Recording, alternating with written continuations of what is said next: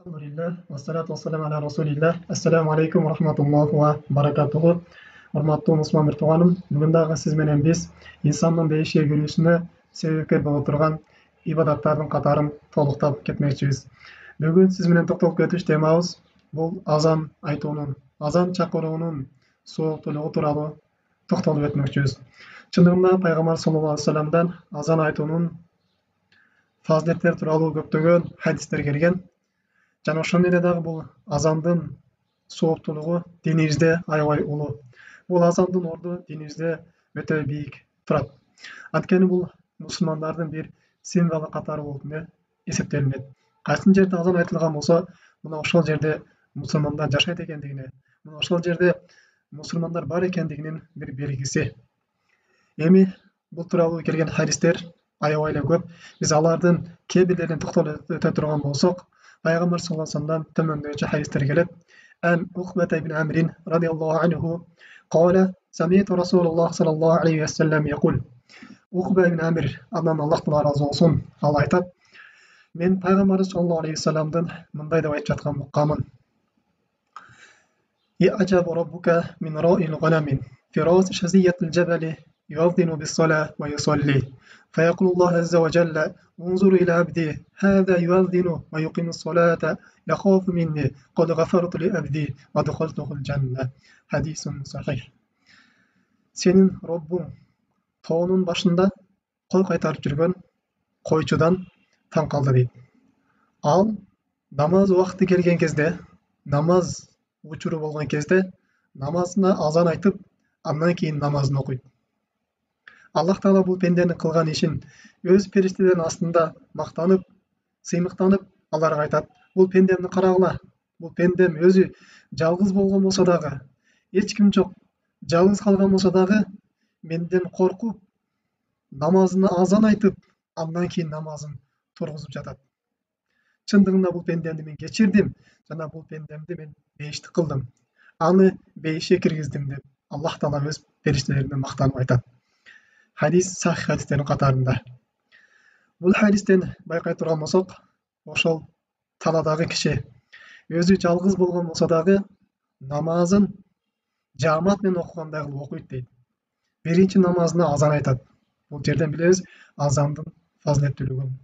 Демек, жалгыз адам дагы өзү азан айтып, ошо тала жерде отурган болсо, андан кийин намаз окуп турган болсо, бул ошол жааматтагыдай сооп алат экен.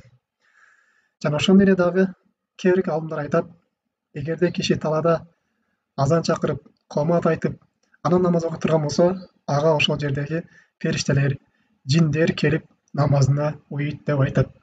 Башка бир алымдар айтышат, сола дегенден максат, намазга азан айтат дегенден максат, мына ошол жердеги жүргөн жиндерге жана периштелерге намаздын убакыты киргендигин аларга билдирет деп айтат. Жана ошондой эле дагы бул хадистен байкай турган болсок, өзүнүн жалгыз калганына карабастан менден коркуп намаз окуйт дейт. Демек, инсан өзгөчө Аллах тааладан коркусу, Аллах таалага кылган ихластуулугу ал жалгыз калган учурда болуусу керек. Бул инсан жалгыз калабы же коом менен бирге болобу, ал Аллах таала мени көрүп турат деген Аллах тааладан болгон коркуу бир сезим болуш керек. Аллах тааланын буйруктарын кайсы жерде болсо дагы аны аткарыш керек. Жалгыз калсаң дагы, адамдар менен болгон болсоң дагы Аллах тааладан уй алуусу керек. Бул да болсо Аллах тааладан коркуунун фазилети. Өзгөчө инсан жалгыз калган кезде Аллах тааладан корко турган болсо, анын сообу улуу. Сиз жаамат менен айткан таспиңизге караганда, жаамат менен окуган намазыңызга караганда, өзүңүз жалгыз калып, Аллах тааланы эскерип, Аллах тааланы зикир кылып намаз окуп турган болсоңуз, мунун сообу аябай улуу. Ошон үчүн инсан эч качан мен жалгыз калдым деп айтпаш керек. Кайсы жерде болсо дагы мени Роббум көрүп турат, билип турат деген сезимде болуусу керек. Мунун фазилетине ушундай улуу соопторго жеткирет. Жана ошондой эле бул коркуу деген шариаттагы чыныгы коркуу бул инсанды Аллах тааланын ибадаттарына түрткөн жана инсанды Аллах таала күнөөкөр болуудан алыстаткан коркуу, мына ошол чыныгы коркуу болуп эсептелинет. Бирок инсан тилинен айтып, мен Аллах тааладан коркомун деп туруп, бирок намаз окубай турган болсо, күнөө иштерге бара турган болсо, арам иштерди эч кандай көзгө илбестен жасай бере турган болсо, бул инсандын коркуусу коркуу деп эсептелинбейт. Чыныбый коркуу бул Аллах Таалага ибадат кылып, күнөө иштерден алыстоо болуп эсептелинет.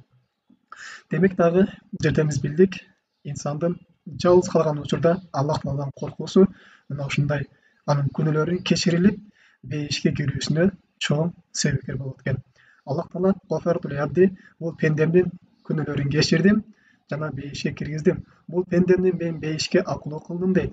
Демек инсан жалгыз калган учурда дагы ушинтип азан айтып, андан кийин намаз окуп турган болсо, бул ушундай улуу бир соопторго жетишет экен. Андан кийин инсан азанды көп айтуусу керек. Азанды өзүнө адат кылып алуусу керек. Анын дагы фазилети аябай улуу. Пайгамбар саллаллаху алейхи вассаламдан төмөндөчү хадис келет. Ан Абдуллах ибн Умар радияллаху анху, Абдуллах ибн Умардан келген хадисте ал айтат: Кали саллаллаху алейхи вассалам, Аллах нелчиси пайгамбар саллаллаху алейхи вассалам айтты: "Мен аздана синтай ашрата санатан وجبت له الجنة وكتب له بتأذينه في كل يوم 60 حسنة ولكل إقامة 30 حسنة." Hadis Hasan. Alımlar Hasan razısını çağırgan hadis. Пайгамбар саллаллаху алейхи айтат: "Ким 12 жыл азан айта турган болсо, ал адамга 5 важип болот" дейт.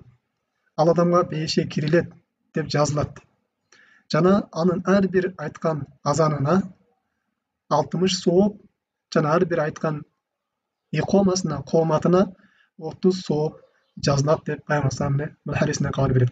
Демек инсан 12 жыл азан айта турган болсо, бул жерде алымдар айтат, азанды үзбөй удам айтыш керекпи же азанды ар дайым айтып жүрө турган болсобу деген маанидеби дегенде экинчи мааниге токтолушат.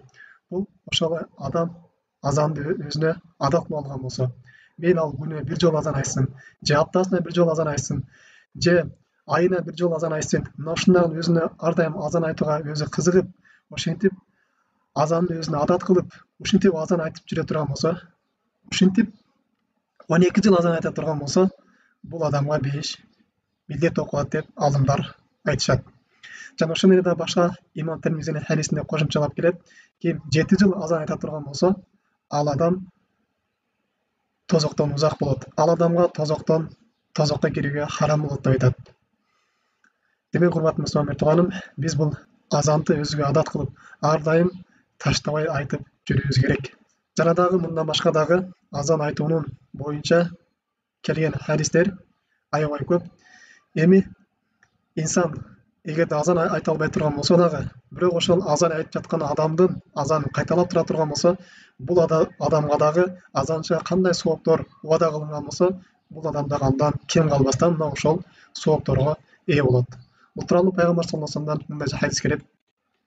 Умар ибн Хаттабтан келген хадисте Пайгамбар саллаллаху алейхи вассалам айтат: "Ида кала муаззинун", эгерде азанчы Аллаху акбар деп айта турган болсо, анда силердин бирөөңөр азанчыны кайталап дагы Аллаху акбар деп айтса, андан кийин азанчы ашхаду ан ла илаха иллаллах деп айта турган болсо, андан кийин силердин дагы бирөөңөр азанчыны кайталап ашхаду ан ла илаха иллаллах деп айта турган болсо, андан кийин дагы азанчы ашхаду анна Мухаммад расулуллах дей турган болсо, андан силердин бирөөңөр дагы азанды кайталап ашхаду анна Мухаммад расулуллах деп айтса, андан кийин азанчы хай аля сола деп айта турган болсо, анда силердин бирөөңөр ла хаула ва ла куввата илля биллахи деп айткан болсо, кийин дагы азанчы хай алал фалах деп айта турган болсо, силердин да бирөөңөр ла хаула ва ла куввата илля биллах деп жооп берип айта турган болсо, кийин дагы азанчы Аллаху акбар деп айтса, андан дагы силердин бирөөңөр азанчыны кайталап Аллаху акбар деп айтса, андан кийин азанчы